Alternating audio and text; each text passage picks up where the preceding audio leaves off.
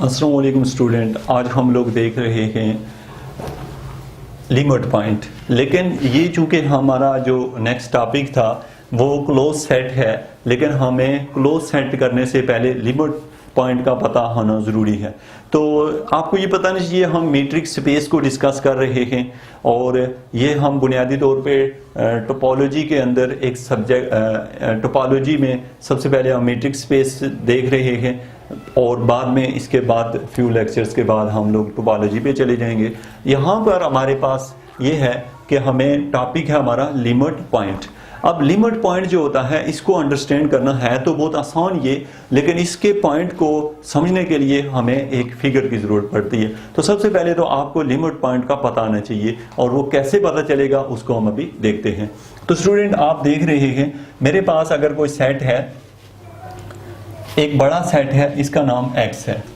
ये जो सेट है x, ये एक बड़ा सेट है। इस सेट में से एक छोटा सेट है, उसका नाम a है। ये a एक सेट है।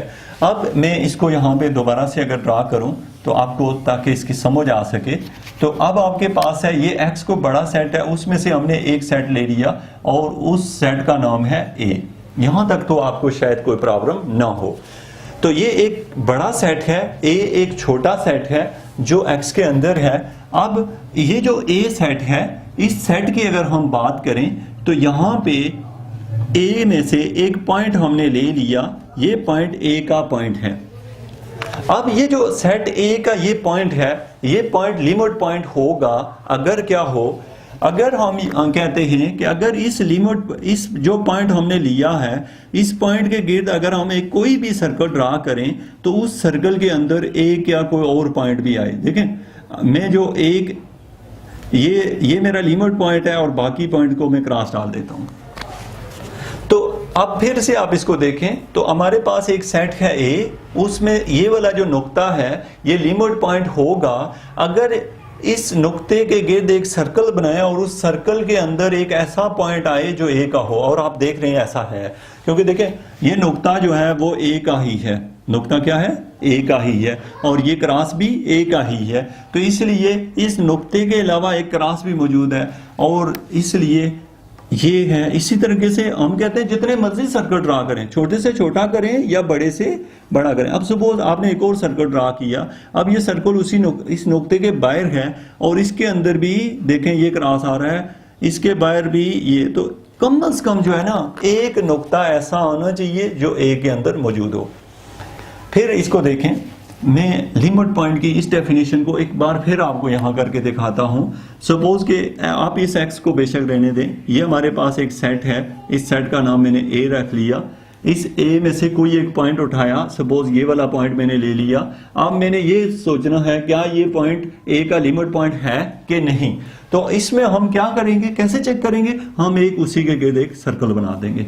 अब ये सर्कल जब बनाया तो उस सर्कल के अंदर ये खूबी है कि इस सर्कल का कुछ हिस्सा बाहर है, कुछ हिस्सा अंदर है, लेकिन जो हिस्सा उसके अंदर है वो लाजमी तभी बना है तब A के कुछ पॉइंट्स इसके अंदर इंक्लूड होंगे।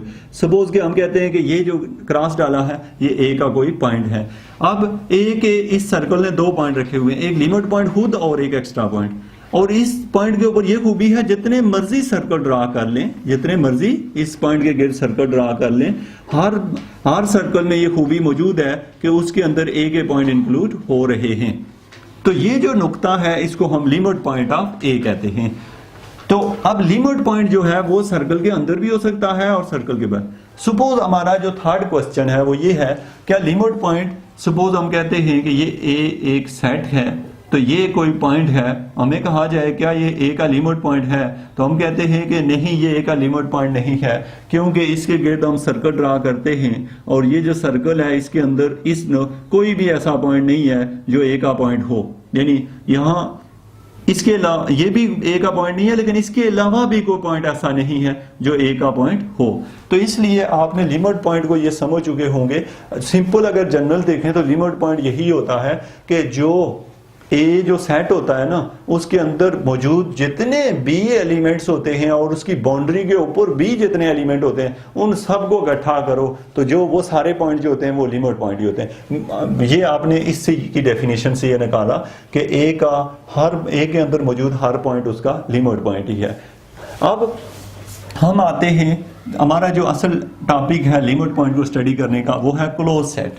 आपसे पूछा ये जाता है मैट्रिक्स स्पेस में कि क्लोज सेट क्या है। टोपोलॉजी के अंदर क्लोज सेट को हम फिर पढ़ेंगे, अभी आप पढ़ रहे मैट्रिक्स स्पेस।